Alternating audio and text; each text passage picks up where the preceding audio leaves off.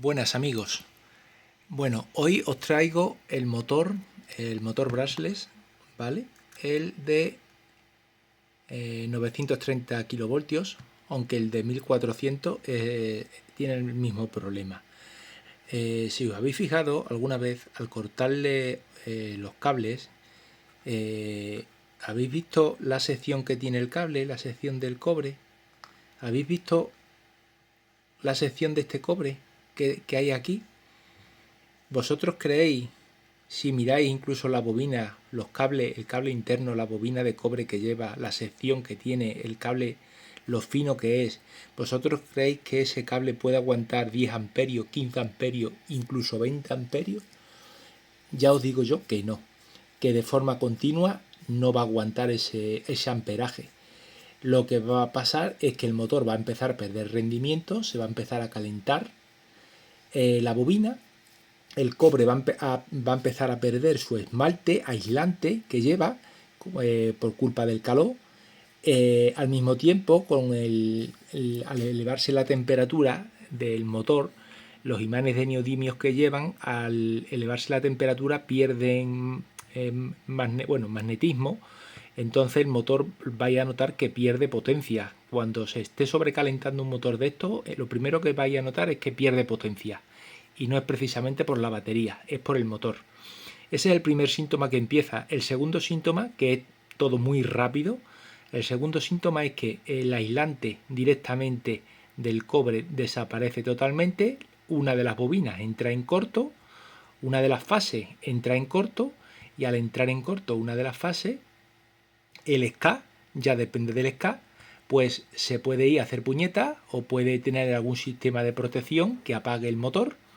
Pero bueno, lo normal es que el ska se vaya también al carajo, no tenga ningún sistema de protección, esto entra en corto, el ska se va a hacer puñeta y el motor este se perdería, así como el ska, y en este caso depende de a dónde esté conectado, si a un dron, un helicóptero o a un avión, tendríamos el problema de que ese motor ha perdido totalmente la potencia y la efectividad. Lleva un conector muy gordo, porque se supone que son conectores que deben de aguantar bastantes amperios, pero el problema es que este conector no se corresponde con la sección del cable.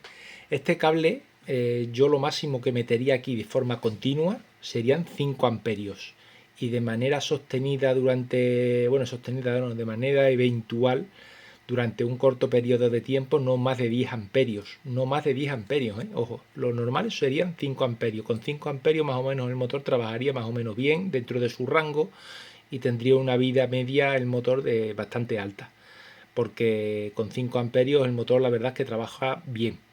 Con 10 amperios ya estaríamos forzándolo, no estaría cómodo el motor con 10 amperios de una manera sostenida, se empezaría a calentar demasiado deprisa. De hecho, si os fijáis aquí en las tablas, la mejor combinación posible para el motor es, en este caso, el de 930 kilovoltios, sería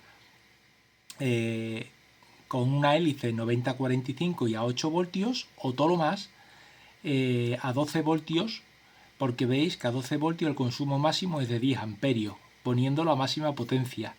Y de forma normal, en conducción normal, en un dron, un avión, más o menos, sin llegarlo al 100% el motor, pues estaría trabajando entre 6, 4 amperios, una cosa más holgada para el motor y donde, digamos, sería su rango óptimo de trabajo. Y aquí la verdad es que 3/4 es lo mismo. Ahora, si os fijáis, este motor, el de 1400 kilovoltios, en la zona de 12 voltios, ya estaríamos hablando que si nos iría a 20 amperios. Esto, desde luego, vamos, ni 20, ni 16, ni incluso 10 amperios de manera sostenida. Este motor, trabajando de esta manera, al final vamos a reducir su vida útil y vamos a tener problemas con él. Yo esta combinación no la utilizaría. Todo lo más que llegaría sería hasta aquí.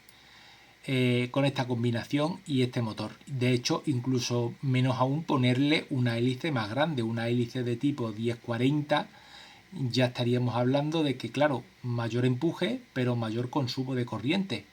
y ya estaríamos entrando en una zona bastante gris o negra. No me gustaría, no me gusta este tipo de motores a 12 voltios trabajando con una 1040. A lo mejor aquí sí, aquí a 8 voltios con una pila de 2S sí que se podría trabajar porque el rango nos lo permitiría.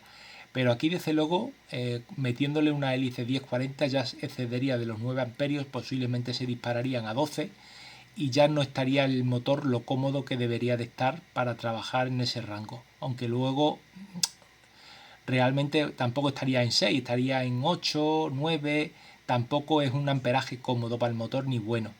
Lo suyo, como digo, es que esté trabajando en un amperaje de unos 5 amperios aproximadamente de forma normal para que el motor nos dure, ¿vale?